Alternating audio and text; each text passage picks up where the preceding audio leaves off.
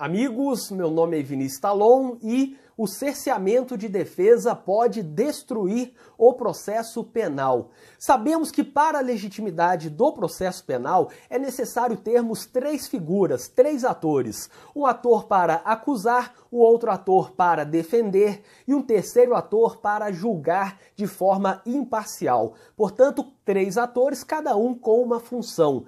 Entretanto, devemos adicionar algo aqui. A defesa não deve apenas ser formal, simbólica. Ela não tem apenas que existir, mas também deve ter a chance de produzir conteúdo e tentar convencer aquele julgador. Portanto, a defesa tem que ser efetiva, tem que ser uma ampla defesa e não apenas uma defesa meramente formal, uma defesa meramente simbólica. Não pode ser um adorno, um enfeite na sala de audiências. Assim, para que o processo penal tenha legitimidade, é necessário que a defesa exista, esteja no processo e possa atuar, tenha liberdade para produzir provas e tentar levar aquele magistrado a determinado convencimento, ainda que não tenha sucesso, ainda que a defesa não consiga convencer o juiz, mas ela tem que ter os meios para tentar. Então, quanto ao cerceamento de defesa, temos algo muito sério, porque o cerceamento de defesa afeta esse pilar do processo penal. O que é mais relevante quanto ao cerceamento de defesa é que o processo penal existe exatamente para evitar meios irracionais de punição. Portanto, o processo penal existe para dar racionalidade, para dar a chance de se defender, o respeito aos direitos. E quando a defesa é desconsiderada, quando ela não pode influenciar o julgador, temos um cerceamento de defesa que afasta a própria racionalidade desse meio de julgamento, esse meio de decisão que é o processo penal. Sem defesa potencialmente efetiva, o processo penal seria apenas algo imaginário, uma mera quimera. Portanto, não seria algo efetivo, mas apenas um meio de tentar se alcançar uma finalidade, talvez até já predisposta, talvez até já imaginada por aqueles que estão iniciando o processo penal. O cerceamento de defesa pode acontecer de várias formas. Pode ocorrer quando o juiz nega algo requerido pela defesa, nega a produção de uma prova, ou quando a defesa deixa de ser intimada e, portanto, não fica sabendo de uma decisão, não fica sabendo quanto a determinado documento juntado ao processo e, portanto, sem a ciência não há a possibilidade de se manifestar oportunamente sobre aquele documento, aquela prova ou aquela decisão. Quanto à negativa de pedidos da defesa, temos que ter um cuidado aqui, porque negar um pedido formulado pela defesa pode ser algo realmente danoso, destruidor do processo penal. Quando a defesa faz um requerimento, requer a oitiva de uma testemunha e o juiz diz que já ocorreu o fim do prazo, já precluiu, não é mais possível arrolar aquela testemunha, temos aqui algo que afeta o direito de defesa que está previsto lá na Constituição Federal e muitas vezes afetando o direito de defesa por uma norma meramente processual, uma norma que está na legislação infraconstitucional. E é esse o ponto que eu quero destacar.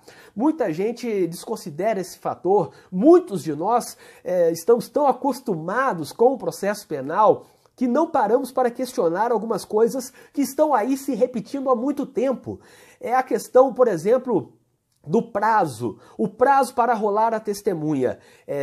O prazo é aquele da resposta à acusação. Então, passou o prazo da resposta à acusação, aquele rol de testemunhas é intempestivo. Pois bem, mas onde está o rol de testemunhas? Onde está o prazo da resposta à acusação? Não está na Constituição, está no Código de Processo Penal.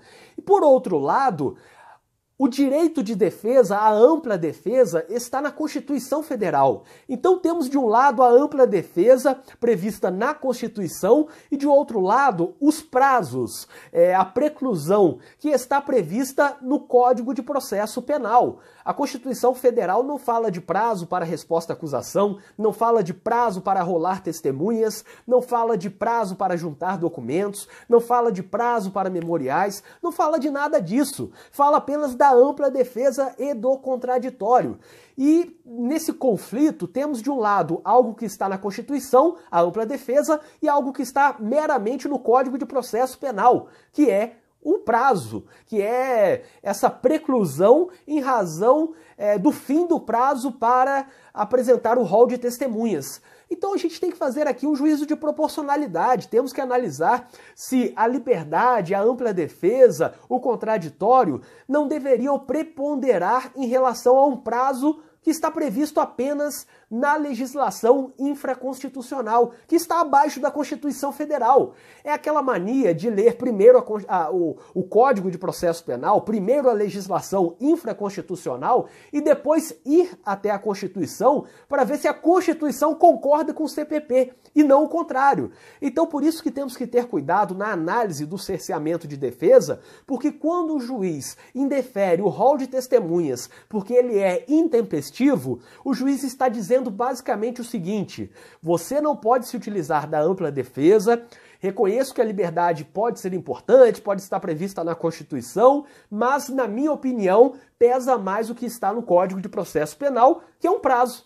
Então, por isso, indefiro o rol das testemunhas da defesa. Por isso que temos que ter esse grande questionamento.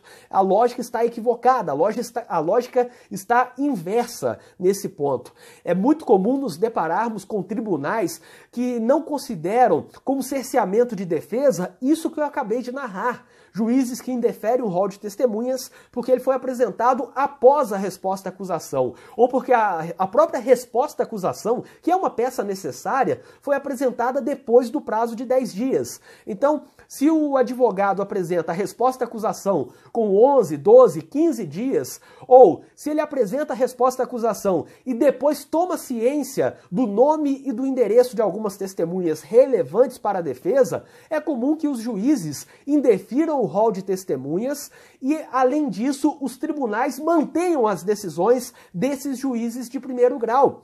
Portanto, são situações absurdas. É comum, por exemplo, o indeferimento de juntada de documentos, alegando que aquilo deveria ter sido juntado na resposta à acusação. Então, eu deixo de juntar um documento porque estamos na fase da instrução, da audiência da instrução. Então, eu estou vendo um documento na minha frente, o advogado leva o documento para a audiência e o juiz fala: eu não aceito esse documento aí. Se o juiz até esticar o braço, ele encosta no documento. Eu não aceito esse documento aí porque já passou o prazo. Então, não tem nem a preocupação de procurar saber o que diz o documento, mas para prender, para produzir prova de ofício, argumentam pela verdade real. Ou seja, a verdade real vale para produzir prova de ofício, vale para a prisão temporária, para tentar ajudar nas investigações, mas não vale para juntar uma prova, um documento que está ali na frente do juiz apenas porque já ocorreu a preclusão. São situações absurdas. É utilizar o mesmo fundamento, verdade real, para algo contra a defesa e não aceitá-lo quando é favorável à defesa.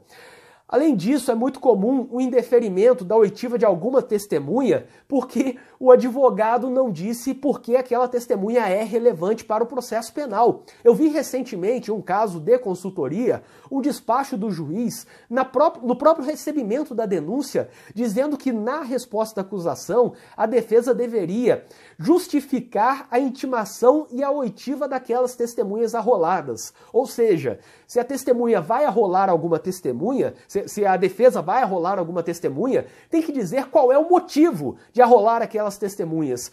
É o que essas testemunhas vão falar. Ou seja, eu explico para o juiz o que a testemunha que eu estou arrolando vai falar e, ao mesmo tempo, o Ministério Público fica ciente para tentar produzir provas em sentido contrário.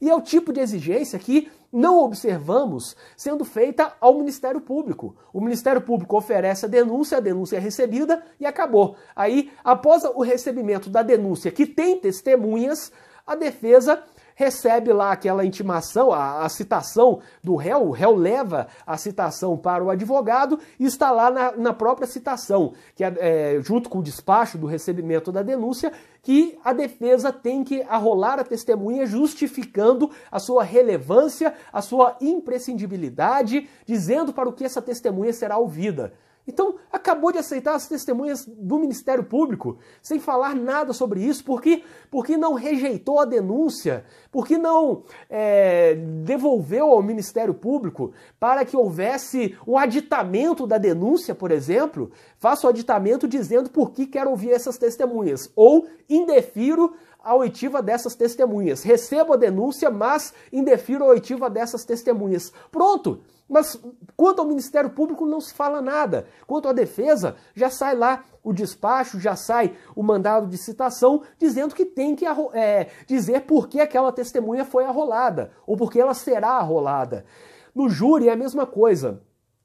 No júri, se você está arrolando uma testemunha, por exemplo, para ser ouvida no plenário, por que o advogado tem que dizer com antecedência qual é a relevância daquela testemunha?